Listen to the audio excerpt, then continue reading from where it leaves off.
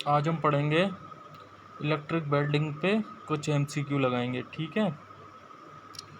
तो आप सब जानते हो वेल्डन क्या होता है या वेल्डिंग क्या होता है, ठीक है। मतलब कोई भी दो मटेरियल है उनको साथ साथ रख के अगर विद्युत द्वारा एक उनके बॉइलिंग पॉइंट तक या मतलब गलन बिंदु तक अगर गर्म करके उन्हें जोड़ते हैं तो वही आपका क्या है, वेल्डन है, ठीक है। अब जो आपका वेल्डन होता है वो दो टाइप का होता है, प्रतिरोध वेल्डन, आर्क वेल्डन। तो इसमें पहला क्वेश्चन है आपका ये, इसमें आपसे पूछा है इनमें से कौन सा प्रतिरोध वेल्डन का प्रकार नहीं है। अब एक चीज़ बताओ आप, वेल्डन अभी मैंने बताया था दो टाइप की होती है, कितने, प्रतिरोध वेल्डन और आर्क वेल्डन, ठीक है। तो जब वेल्डन दो टाइप की होती है तो आर्क वेल्डन प्रतिरोध टाइप का कैसे टाइप हो सकता है, तो ये आपका गलत हो गया यहाँ पे, ये इसका टाइप नहीं है, मतलब प्रकार नहीं है। तो ये आपका यहाँ पे आर्क वेल्डन आंसर सही हो जाएगा, ठीक है। अगर मतलब वो वेल्डन का ही टाइप है एक आर्क वेल्डन, ठीक है, और उसका दूसरा टाइप प्रतिरोध वेल्डन होता है। अब ये है बट वेल्डन या टक्कर वेल्डन कितने प्रकार का होता है। तो एक चीज़ समझो आप, जब प्रतिरोध वेल्डन आपका होता है बट वेल्डन, स्पॉट वेल्डन, जैसे बिंदु वेल्डन भी बोलते हैं, सीम वेल्डन, ठीक है, और आपका होता है एक प्रोजेक्शन वेल्डिंग, ठीक है।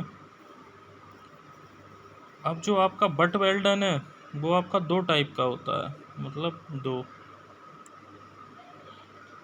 दो टाइप का होता है आपका। एक बोलते हैं अपसेट बट वेल्डिंग या सिंपल बट वेल्डिंग बोल सकते हैं उसे, और एक फ्लैश बट वेल्डिंग, ठीक है। ये दो टाइप का होता है आपका।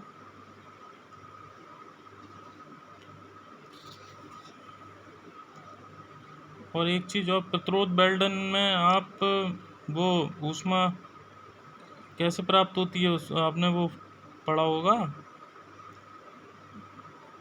एक फार्मूला H=I²RT,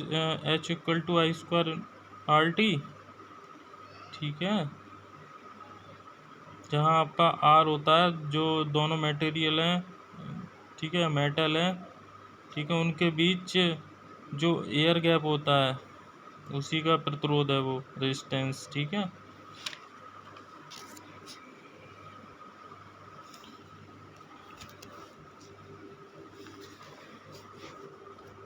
अब नेक्स्ट क्वेश्चन है आपका, धातु की चादरों को जोड़ने के लिए कौन सा वेल्डन प्रयोग में आता है। तो पहला है आपका बट वेल्डन, ठीक है। बट वेल्डन मैंने बताया था दो टाइप की होती हैं, याद रखना, स्थूल सरल टक्कर वेल्डन, ठीक है, और फ्लैश बट वेल्डिंग। ये आपको एमसीक्यू में वो पूछ सकते हैं, तो इसका आंसर आप बताओ।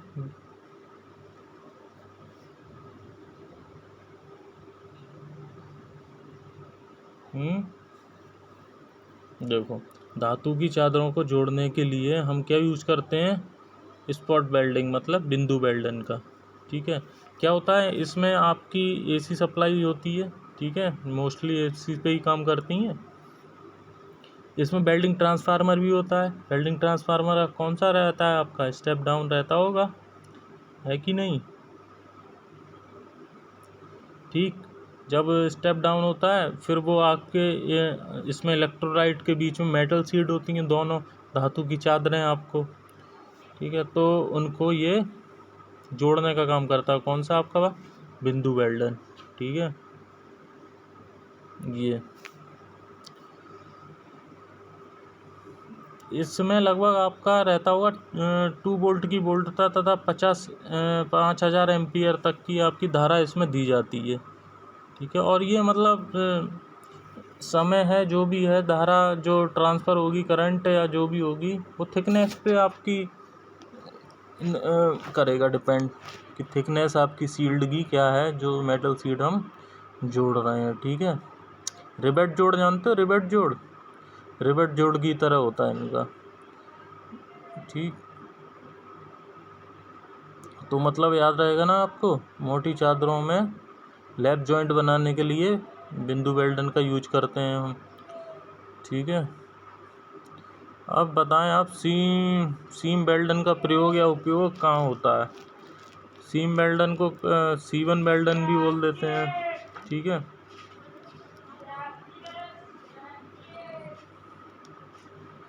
तो आपका सील वेल्डन का उपयोग इन सभी में ही होता है लगभग, मतलब आपका कार आदि की टंकियों में भी होगा उसका यूज, और ये आपका ट्रांसफ़र के टैंकों में भी उसका यूज होगा, आपका हवाई जहाज के टैंकों में भी, और मतलब सब में ही।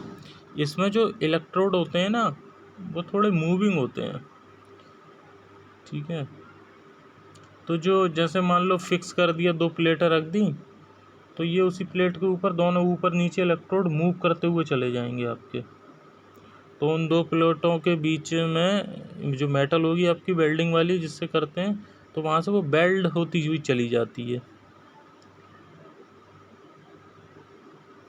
चाहिए ऐसे ऐसे समझ लेना सीम वेल्डिंग, ठीक है। और इसका आपको उपयोग, मतलब ये सारे उपयोग इसके याद रखना, कार आदि की टंकियाँ, ये आपके ट्रांसफार्मर के टैंक भी हैं, और जो मोस्टली भी जितने हों आपके स्कूटर हैं, कार हैं, और एक चीज़ और, गैसोलीन के टैंक भी ये सीम वेल्डिंग के थ्रू ही होते हैं। तो इसका आंसर है आपका उपयुक्त सभी, ठीक है। अब नेक्स्ट क्वेश्चन की तरफ चलते हैं। क्या है आपका, किस वेल्डन में अलेपित तथा लेपित दोनों प्रकार के इलेक्ट्रोडों का प्रयोग किया जाता है? बताओ आप। कार्बन आर्क वेल्डिंग, धातु आर्क वेल्डन, हीलियम या आर्गन आर्क वेल्डन, परमाणु हाइड्रोजन आर्क वेल्डन।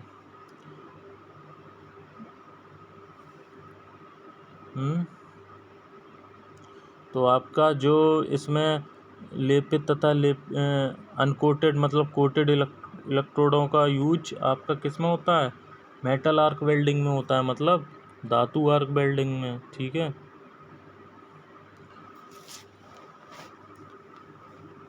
इसमें क्या होता है, एक इलेक्ट्रोड होल्डर होता है आपका, और एक इसको AC और DC दोनों पे यूज कर सकते हैं हम, ठीक है। AC और DC दोनों पे यूज कर सकते हैं।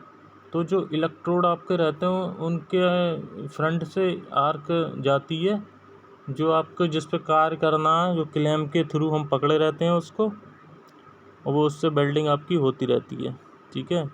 इसको AC भी सप्लाई या DC सप्लाई दोनों से काम हो सकता है इसका।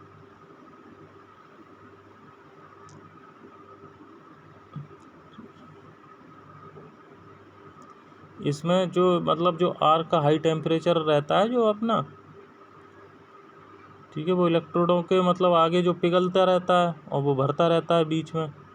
जैसे जैसे आपका इलेक्ट्रोड आगे बढ़ता जाएगा, वैसे वैसे आपके पीछे पिघली हुई धातु वो ठंडी होकर जमती चली जाएगी, ठीक है।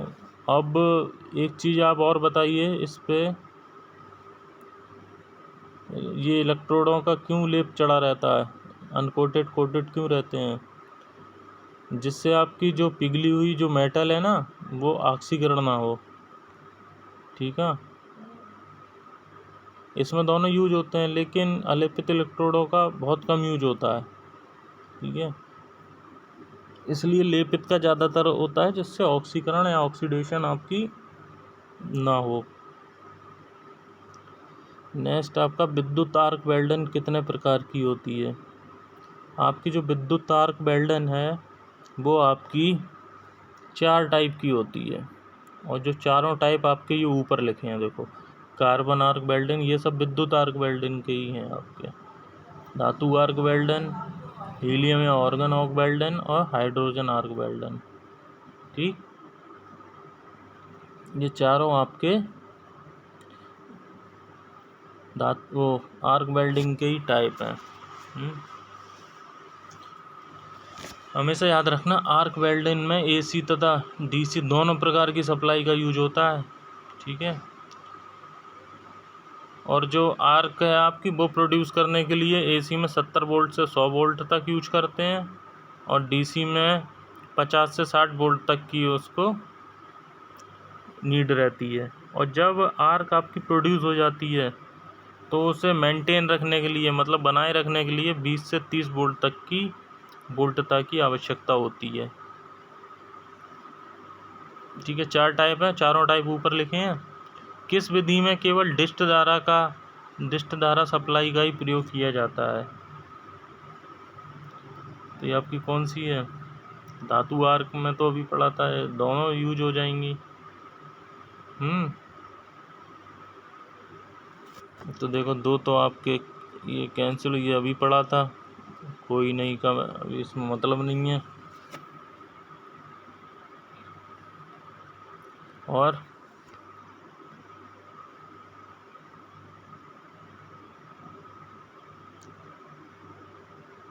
पढ़ चुके आप, खुद से तो पढ़ा होगा आपने। बताओ, 2 ऑप्शन रह गए आपके पास, तो इसका आंसर आपका कार्बन आर्क वेल्डन है। ठीक है, कार्बन आर्क वेल्डिंग।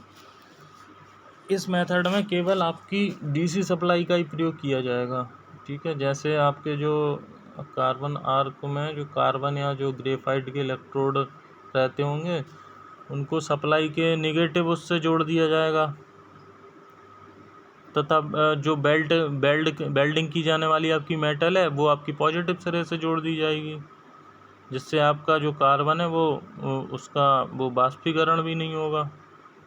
ठीक है, और अब आर्क उत्पन्न होगी तो क्या होगा? धातु के आपके मेटल के जो हैं दोनों सिरे आप पिघल जाएंगे। ठीक, और जो ही पिघल के आपके मेटल जॉइंट के बीच में भरता रहता है और ठंडा होने पर जम जाता रहता है। इसकी भी वैसे भी 2 मेथड हैं वैसे।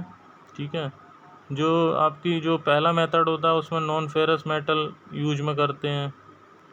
ठीक है, और दूसरी जो मैं उसमें केवल फेरस, मतलब फेरस आपका होता है मतलब केवल लोहे की धातु में। ठीक है, समझ में आया? कार्बन आर्क वेल्डिंग याद रखना, इस क्वेश्चन बन सकता है इस पर। अब देखो, ये तो जो नेक्स्ट क्वेश्चन है ये तो बच्चों वाला आ गया। ट्रांसफार्मर आप पढ़ते ही आ रहे हो उतने टाइम से। तो वेल्डन में कौन सा ट्रांसफार्मर यूज किया जाता है? ठीक है, छोड़ रहा हूँ मैं इस क्वेश्चन को, ये सबको ही पता होगा। ठीक है, उच्च धारा की आर्क बनाए रखने के लिए ट्रांसफार्मर में शक्ति गुणक बताओ अब। अच्छा, इसमें जो वेल्डिंग ट्रांसफार्मर यूज होता है वो स्टेप डाउन यूज होता है। ठीक है, जो आपकी सेकेंडरी बाइंडिंग में कितना देता होगा? 80 से 100 वोल्ट लगभग आपकी सप्लाई दे देता होगा। और इसमें आपको जो कंट्रोल करने के लिए स्विचिंग और जो घूमने के लिए मूविंग स्विचिंग भी रहते हैं। तो इसमें ये क्या कह रहा है? उच्च धारा की आर्क बनाए रखने के लिए ट्रांसफार्मर में शक्ति गुणक रखा जाता है। शक्ति गुणक ट्रांसफार्मर में हमेशा उच्च धारा की आर्क के लिए आपका निम्न रखा जाता है। ठीक है, मतलब आपका जो वेल्डिंग में क्या क्या यूज होता है? वेल्डिंग ट्रांसफार्मर यूज होता है। ठीक है, कब यूज होता है? जो सप्लाई आपकी जो एसी से चल रही है, जिन वेल्डिंग की करने की ज़रूरत एसी से, वहाँ क्या यूज हो जाएगा? वहाँ आपका वेल्डिंग ट्रांसफार्मर यूज हो जाएगा। ठीक है, और दूसरा आपका जहाँ डीसी की सप्लाई की ज़रूरत है वहाँ क्या यूज होगा आपका? जहाँ डीसी सप्लाई की ज़रूरत है वहाँ क्या है? तो डीसी वेल्डिंग जनरेटर है कि नहीं? तो वो ये आपका इसमें भी यही पूछ रहे हैं कि डीसी वेल्डिंग जनरेटर या डिस्ट धारा वेल्डिंग जनरेटर वोल्टता पर की जाती है, तो इसका भी आंसर आपका निम्न ही है। ठीक है, मतलब निम्न वोल्टता पर ही की जाती है। अब इसमें आपकी जो डीसी जनरेटर होता है उससे पहले आपकी एक एसी या डीसी मोटर लगी रहती है।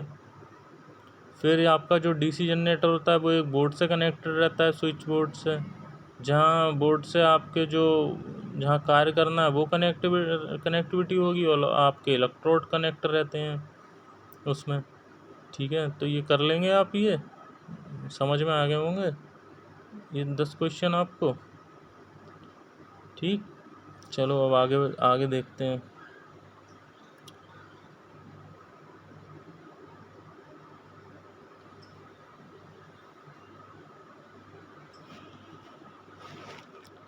पहला है आपका एसी वेल्डिंग के संदर्भ में निम्न में से कौन सा कथन गलत है। ठीक है, अब एसी वेल्डिंग में सबसे पहले क्या यूज होगा आपका, ट्रांसफार्मर की आवश्यकता तो होती है। ठीक है, और ट्रांसफार्मर की दक्षता भी निम्न होनी चाहिए, अभी पढ़ के आए हैं हम पीछे ही क्वेश्चन में। और ध्रुव स्थायी होता है, ये चीज़ आपकी गलत है। ठीक है, इसका जो पोलैरिटी होती है वो आपकी चेंज होती रहती है, पढ़ाया कि आपने नहीं। ठीक है, पोलैरिटी इसकी चेंज होती रहती है, तभी तो इसे स्टोर भी नहीं कर सकते हैं, वरना डीसी तो स्टोर हो जाती है। क्यों? क्योंकि वो पोलैरिटी उसकी चेंज ही नहीं होती। तो ठीक है, आपका ये वाला का तीसरा आपका गलत है। तो इसमें यही पूछा गया कौन सा आपका कथन गलत है, तो आपका सी वाला क्वेश्चन, ये वाला आपका इसमें टिक लग जाएगा। ठीक है, नेक्स्ट आपका डीसी वेल्डिंग के संदर्भ में कौन सा कथन सत्य है। डीसी वेल्डिंग के संदर्भ में कौन सा कथन सत्य है। अब सत्य पूछ रहे हैं यहाँ पे, तो पहला बताओ, अनुरक्षण व्यय कम पड़ता है। अच्छा, खर्चा किस में ज़्यादा है, एसी में डीसी में? तो ये पहला ही पता चल जाएगा आपको, ये पहला ही आपका मतलब ये तो गलत है ही बिल्कुल। पहला आपका ट्रांसफार्मर की आवश्यकता, अरे डीसी वेल्डिंग है तो ट्रांसफार्मर की आवश्यकता क्यों पड़ेगी, ये भी आपका गलत। दूसरा, ध्रुवता स्थायी होती है, हाँ ध्रुवता, ये आपका सही हो जाएगा। ठीक है, इसकी ध्रुवता आपकी स्थायी होती है, तो आपका ये ठीक हो गया बिल्कुल, है ना। ये समझ में आ गए दोनों। और इसमें दक्षता की बात हो तो दक्षता भी निम्न रहती है, जो मोटर जनरेटर सेट रहता है अपना।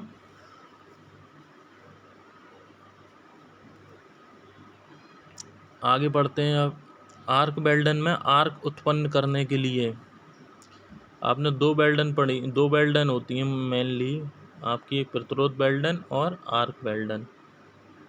ठीक है, तो प्रतिरोध वेल्डन में क्या होता था आपका, जो कांटेक्ट रेजिस्टेंस होते थे उनसे धारा होते हुए वेल्ड के लिए जो ऊष्मा उत्पन्न होती थी वो कैसे होती थी, एच इक्वल का फॉर्मूला बताया था मैंने आपको, ये पढ़ा होगा आपने, I²RT। ठीक है, और मोस्टली आपकी जो प्रतिरोध वेल्डिंग रहती हैं उसमें आपका एसी सप्लाई का ही यूज किया जाता है,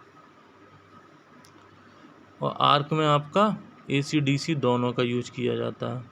तो यहाँ पे क्या कह रहे हैं, आर्क वेल्डन में आर्क उत्पन्न करने के लिए उच्च वोल्टता निम्न वोल्टता की जरूरत ही नहीं पड़ती। अरे ये तो बहुत ही गलत बात लिख दी है, वोल्टता की जरूरत, अरे वोल्टता की जरूरत नहीं होगी तो काम ही कैसे करेगा कुछ। ठीक है, तो आपका इसका क्या, जब देखो इलेक्ट्रोड होता है उनके बीच आर्क बनने के लिए क्या चाहिए, हीट चाहिए।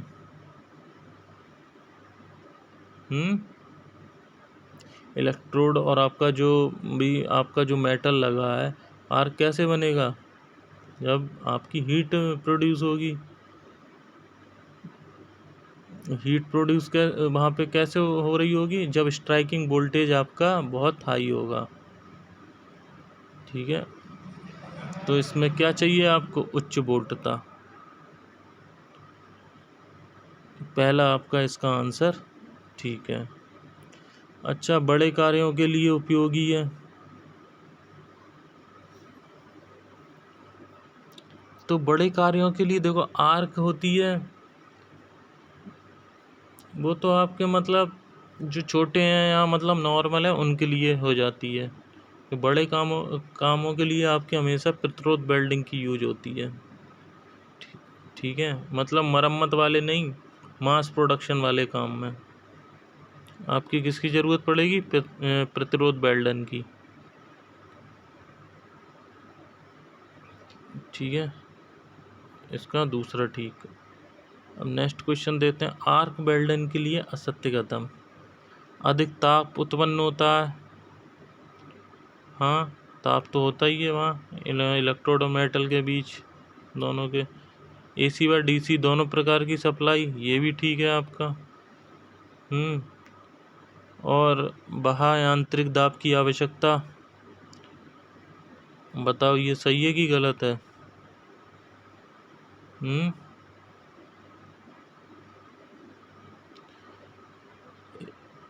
इसमें बाह्य दाब की आवश्यकता बिल्कुल नहीं पड़ती है आपके आर्क वेल्डन में। ये आपकी ज़रूरत कब पड़ती है? ये आपका प्रतिरोध वेल्डन में ज़रूरत पड़ती है। और शक्ति गुणक इनका काम होता है, बिल्कुल ठीक। तो आपका इसका आंसर कौन सा हो जाएगा? तीसरा हो जाएगा, ये वाला। ठीक है। अब प्रतिरोध वेल्डन के लिए सत्य कथन। धारा नियंत्रण आसान है। और कैसे आसान हो जाएगी? जब ये मास प्रोडक्शन के लिए यूज होगा तो इसमें जो सप्लाई कंट्रोलिंग है वो बहुत मुश्किल से होती है, बहुत कॉम्प्लेक्स होती है आपकी। तो आपका ये तो पहला ही गलत हो गया। और बाह्य यांत्रिक दाब की आवश्यकता नहीं, इसमें तो पड़ती है आपकी आवश्यकता, ये भी आपका गलत हो गया। DC सप्लाई की ज़रूरत, DC सप्लाई की ज़रूरत क्यों पड़ेगी प्रतिरोध में? तो आपका AC से काम जो चलता है। और आपका ये ताप का मान आर्क वेल्डिंग की तुलना में कम। हाँ, आर्क वेल्डिंग में देखो ऊपर लिखा है अधिक ताप उत्पन्न होता है। ठीक है, तो ताप का मान यहाँ पे आर्क वेल्डिंग की तुलना में, हाँ आपका ये बिल्कुल ठीक हो जाएगा। सही है कि नहीं? तो ये क्वेश्चन थे आपके 16, इनको रिवाइज करें। ठीक है, और अच्छे से अपने एग्ज़ाम की तैयारी करें। तो देखते हैं एक बार फिर से इसको।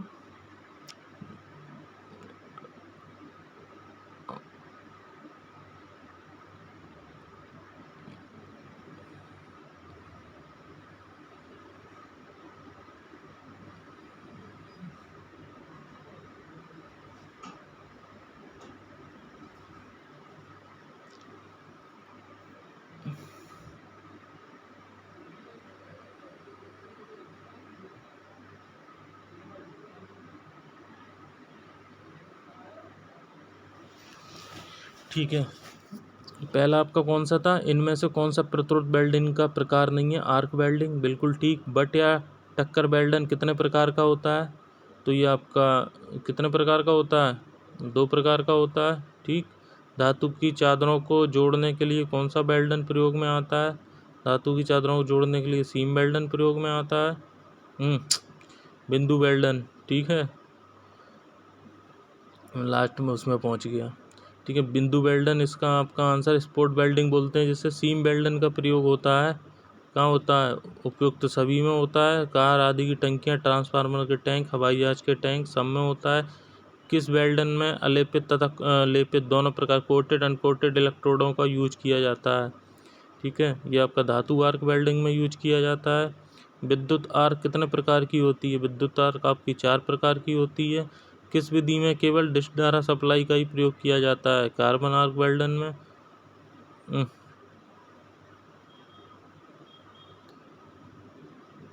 आपका इसका कार्बन आर्क वेल्डिंग में प्रयोग किया जाता है। ठीक है, और ये आपके चारों टाइप हैं आपके। ऑर्गन आर्क वेल्डन, धातु आर्क वेल्डन, ये उसके आपके विद्युत आर्क वेल्डन के। ठीक है, ट्रांसफार्मर, कौन सा ट्रांसफार्मर प्रयोग किया जाता है वेल्डिंग में? मतलब स्टेप डाउन हो गया आपका। उच्च धारा की आर्क बनाए रखने के लिए ट्रांसफार्मर में शक्ति गुणक निम्न होना चाहिए। डिस्ट धारा वेल्डन जनित्र वोल्टता पर की जाती है, निम्न वोल्टता पर की जाती है। नेक्स्ट आपका इसमें AC वेल्डिंग के संदर्भ में कौन सा कथन गलत है? कौन सा? ध्रुवता स्थायी होती है, ये बिल्कुल नहीं होती है आपकी। ठीक है, और इसमें DC वेल्डिंग के संदर्भ में कौन सा कथन सत्य है? आपकी इसमें व्यय कम पड़ता है। ठीक है, और आर्क वेल्डिंग में आर्क उत्पन्न करने के लिए आपको क्या चाहिए? उच्च वोल्टता चाहिए। ठीक, बड़े कार्यों के लिए उपयोगी है प्रतिरोध वेल्डिंग। इससे हम अपने मरम्मत कार्य नहीं करा सकते प्रतिरोध वेल्डिंग से, ठीक है। इससे बड़े मास प्रोडक्शन में ही यूज होता है। आर्क वेल्डिंग के लिए असत्य कथन, अधिक ताप उत्पन्न होता है, सही है बिल्कुल। एसी व डीसी दोनों प्रकार की सप्लाई, सही है। बाह्य आंतरिक दाब की आवश्यकता बिल्कुल नहीं होती और शक्ति गुणक आपका कम होता है।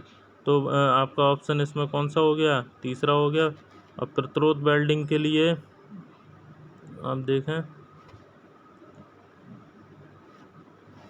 प्रतिरोध वेल्डिंग के लिए सत्य कथन, धारा नियंत्रण आसान है, बिल्कुल नहीं।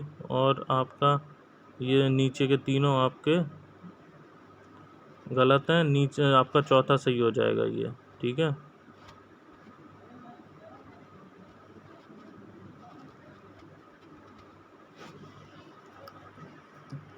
ठीक है, फिर थैंक यू क्लास। इनको रिवाइज करें और अपना अच्छे से पढ़ते रहें, ठीक।